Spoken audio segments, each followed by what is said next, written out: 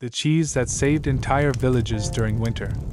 Somewhere high in the mountains, long before supermarkets, refrigerators, or delivery trucks, winter was not merely a season. It was a test. A test of preparation. A test of patience. And sometimes, a test of survival. For thousands of years, people living in remote mountain villages faced the same problem every year. The grass would disappear beneath the snow. The roads would become impassable. Trade would stop. Fresh food would become scarce. And for months at a time, entire communities would be forced to survive using only what they had prepared before winter arrived. The difference between a good harvest and a bad one could mean the difference between comfort and hunger. In this world, food was more than nourishment. Food was security. Food was hope. Food was the promise that spring would eventually return. Among all the methods human beings developed to preserve food, one of the most remarkable began with something surprisingly simple: milk.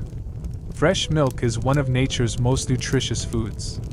It contains protein, fat, vitamins, minerals, and energy. But it also has a problem. Milk spoils quickly, especially before the invention of refrigeration.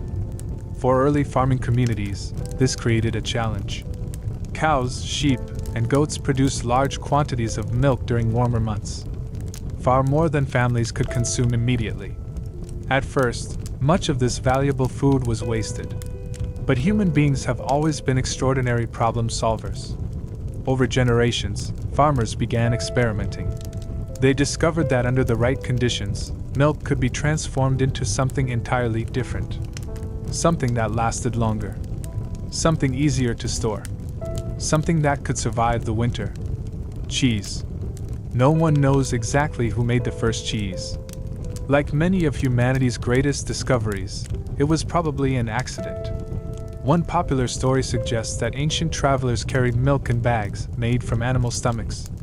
Inside those stomachs was a natural enzyme called rennet. As the milk traveled under the warmth of the sun, something unexpected happened. The liquid separated. Curds formed. The texture changed. The milk became something new. Something solid. Something portable. Something that lasted. Whether this story is entirely true or not, we know that cheese making is ancient. Very ancient. Archaeologists have discovered evidence of cheese making dating back more than 7,000 years. Long before great empires. Long before modern nations. Long before written history recorded most human events. People were already making cheese. And once they learned how, everything changed. Because cheese solved a problem that had troubled farming communities for generations. It allowed people to preserve the nutritional value of milk for months. Sometimes even years. Instead of losing precious food, families could store it. Protect it. Save it for difficult times. And nowhere was this more important than in the mountains. Imagine a small alpine village centuries ago. Summer is short. The fields are green. Wildflowers cover the hillsides. Cows graze peacefully beneath clear blue skies. For a brief moment, the world feels abundant. But everyone knows what is coming. Winter. The villagers understand that every warm day is precious. Every harvest matters. Every wheel of cheese represents security. So while the cattle feed on rich summer grass, farmers begin collecting milk. Every morning. Every evening. Day after day. The process requires patience. The milk must be heated carefully. Cultures are added. Curds are formed. Whey is removed. The cheese is pressed. Salted.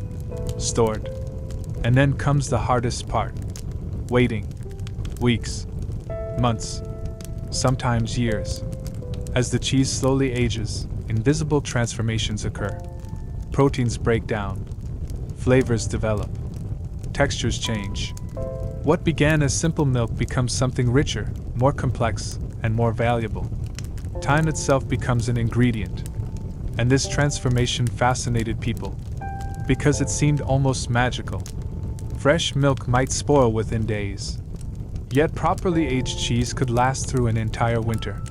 Sometimes much longer. To the people who depended on it, This was nothing short of extraordinary. In many mountain regions, large wheels of cheese became symbols of wealth. Not because they were luxurious, but because they represented survival. A cellar filled with aging cheese meant security. It meant the village was prepared. It meant children would have food when the snow arrived. It meant families could endure whatever nature brought. As winter approached, these cheese wheels were carefully moved into cool stone cellars. Protected from heat. Protected from light. Protected from anything that might spoil them. There they waited in silence. While outside, the seasons changed. The days grew shorter. Around cheese making, different regions created different traditions, different flavors, different techniques. The landscapes themselves shaped the cheese.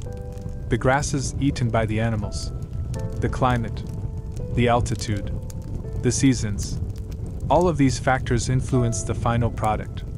No two places produced exactly the same cheese. Each will carry the story of where it came from. A taste of a particular valley, a particular mountain, a particular community. In this way, cheese became more than food. It became identity, a reflection of place, a reflection of people, and a reflection of the countless generations who devoted their lives to preserving knowledge. Because cheese making was never learned from books alone. It was learned through observation, through experience, through repetition. Parents taught children. Grandparents taught grandchildren.